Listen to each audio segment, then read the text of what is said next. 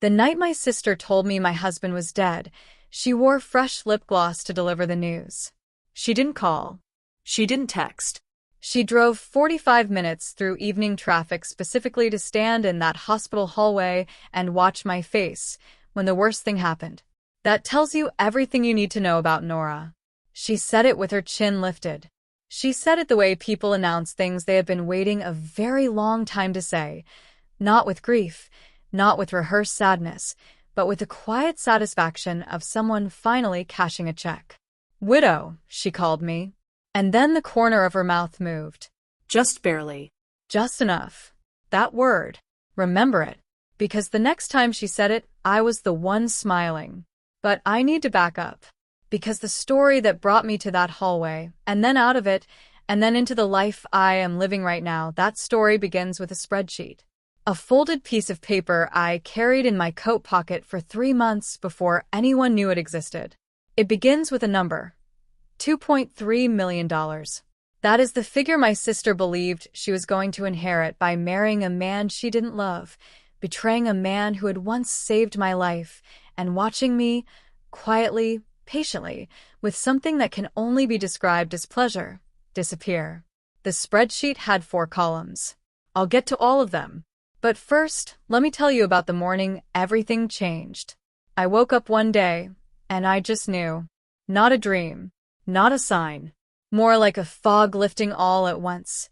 Every memory, every mistake, every room I had stood in performing gratitude for people who despised me, all of it snapping into focus with a clarity so sharp it was almost physical. I understood the exact shape of what had been done to me. I understood what was going to happen again if I didn't move first. And I understood, with cold and total certainty, what I was going to do instead. People think revenge begins with anger. Mine began with a spreadsheet. My father kept every receipt from every dinner he bought for someone else, but never once wrote down what he owed. Tall, thin, with the handshake of a politician. He ran a consulting firm on Meridian Avenue that had done well for years mainly because my mother managed every operational detail he was too proud to ask about. She was the actual intelligence behind a business that wore his name. When she died, he replaced her with my invisible labor and replaced her warmth with Nora's company. He never noticed he'd made the swap. That is what made it so complete. Nora. 3 years younger. The kind of beautiful that makes people forget to look deeper. She laughed at my father's jokes at exactly the right pitch, agreed with his assessments before he finished making them, and sat beside him at dinner like a decorative object that had learned to speak. He adored her because she asked less of him. I asked nothing and gave everything. My father interpreted that as a sign I needed nothing. That is the oldest and most expensive misread in the history of families. Everything I did in that house was invisible. Invoices filed at 10 at night. Contracts drafted from legal templates I taught myself. Insurance renewals tracked on a paper wall calendar because my father never understood why insurance existed until the day he needed it. Vendor negotiations. Payroll corrections. Late drives to the print shop when a deadline moved without warning. Nobody called it labor. They called it family. That sentence. Remember it. Here is what that labor actually cost in real numbers. The Henderson portfolio, $340,000 in vendor coordination I personally managed, saving the firm $112,000 in missed deadline penalties. The Meridian Avenue renovation, which my father credited to Nora at a client dinner while I sat at the same table pouring wine. I restructured the contractor payments and recovered $44,500 on a project he didn't know was in trouble. Nora had been in Scottsdale that month. I know because I paid for her flight. Then the personal loans, $67,000 over 31 months. Her apartment deposit. My father's medical bills, for which he listed me as his personal assistant on the intake forms. A legal retainer for a property dispute that bore his name and my signature. Total documented contribution, $223,500. Every cent categorized, dated, cross-referenced. I never asked for $1 back. I had been raised to understand that asking was accusing, and accusing was abandoning the family. So I documented instead. Stay with me, because this is where it gets good.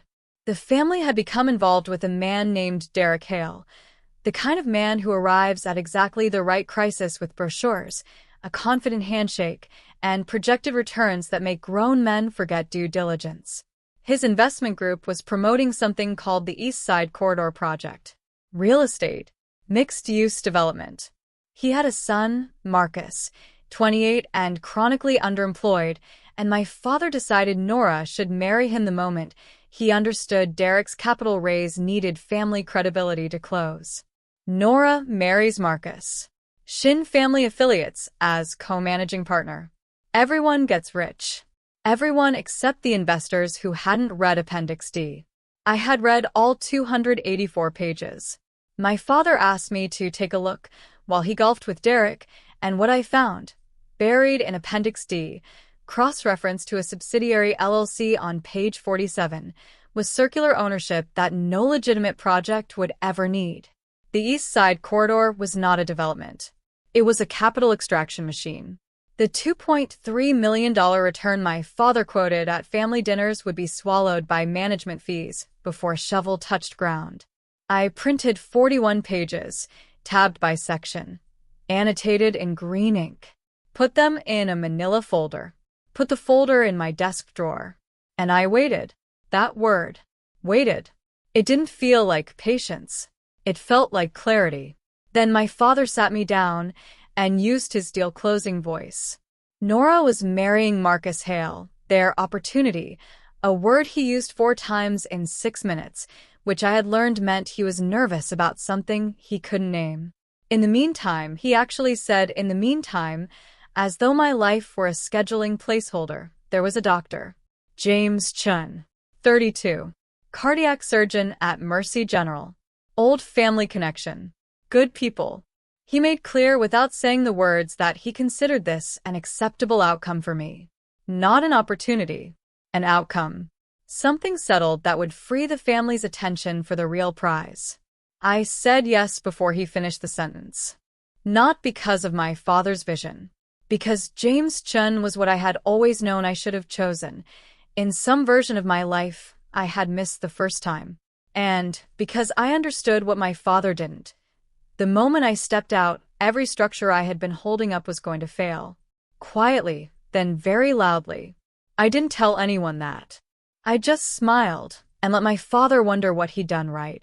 The Chin family came on a Sunday. James's mother put a bracelet on my wrist that she had kept 30 years for a daughter-in-law she hadn't met yet. Her hands were warm and steady. Nothing like any hands that had touched me in that house in years. Nora watched from the corner, calculating. My father performed generosity, so convincingly I almost believed him. James sat beside me and was quiet the way confident people are quiet, fully present, just listening. Nora caught me in the hallway. She took my wrist, not the one with the bracelet, and said quietly, "You think you've won. The game has just begun. We'll see." I looked at her for 4 seconds. I said, "I know." She searched my face for fear and didn't find it. She read what she wanted into my expression. She read it wrong. That was their first mistake. They made 3 more. The wedding was not peaceful.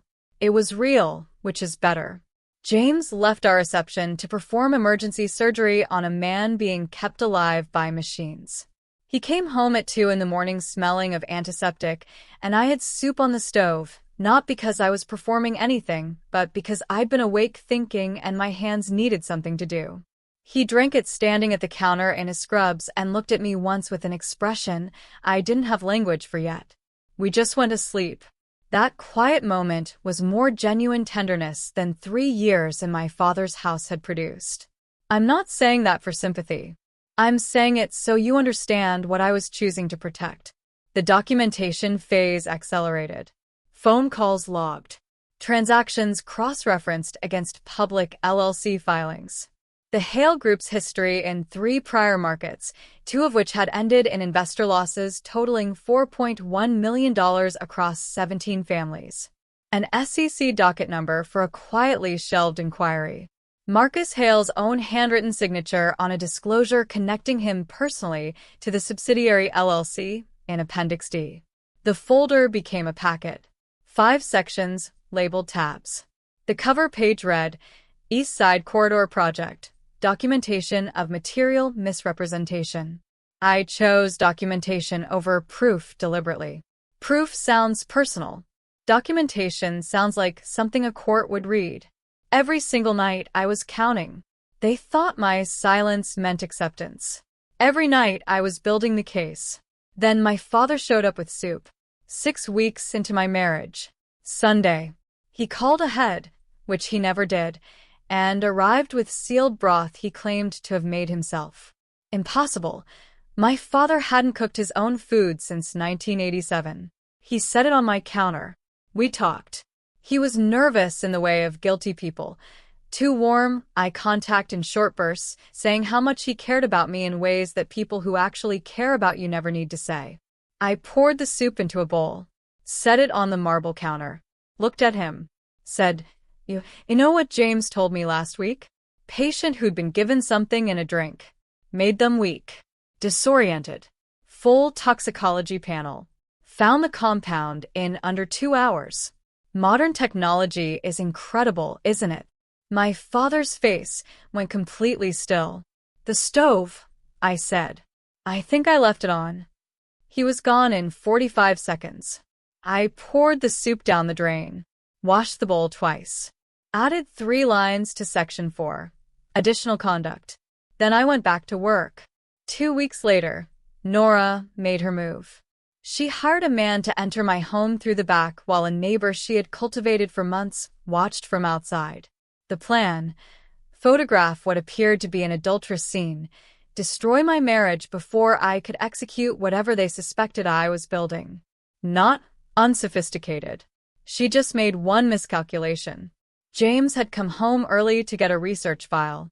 He was already in the study when Nora's man came through the back door, already on the stairs when I stepped into the hallway, already standing in the kitchen, perfectly still, with the calm of someone who delivers fatal diagnoses without flinching, when Nora arrived with her neighbor and her phone raised and her face arranged into rehearsed devastation.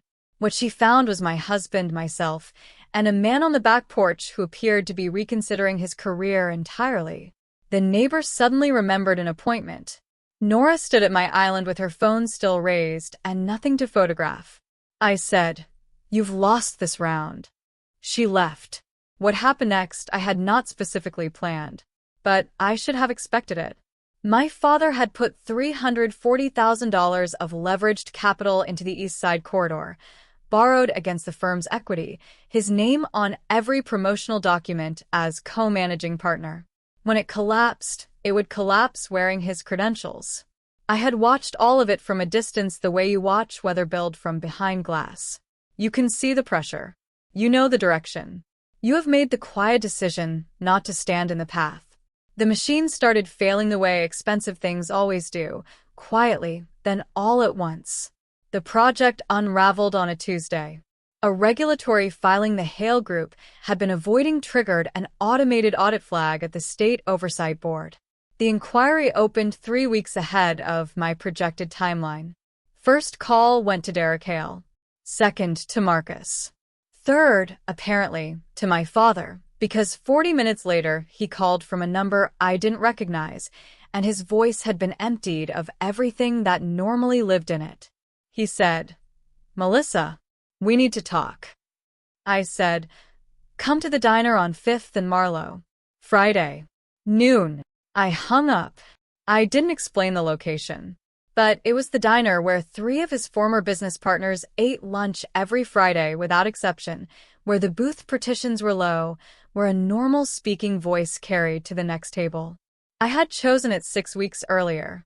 I had simply been waiting for the right call. On Wednesday, the Hale Group's investor portal went offline. The email calling it a technical issue had been written in a hurry by someone who was not the firm's usual staff. I could tell by the 3rd sentence. Thursday, 2 business journals ran overlapping stories about the inquiry. Marcus Hale called it routine compliance review. Nobody who had read Appendix D was reassured. 3 investors retained attorneys by Thursday night. Friday morning, letters arrived.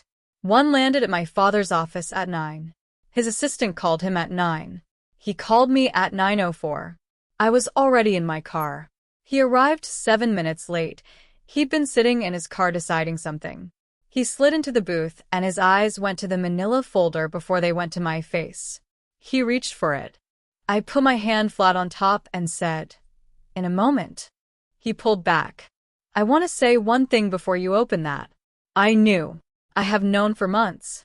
I know what the East Side Corridor is. I know about the soup. I know about the man Nora paid.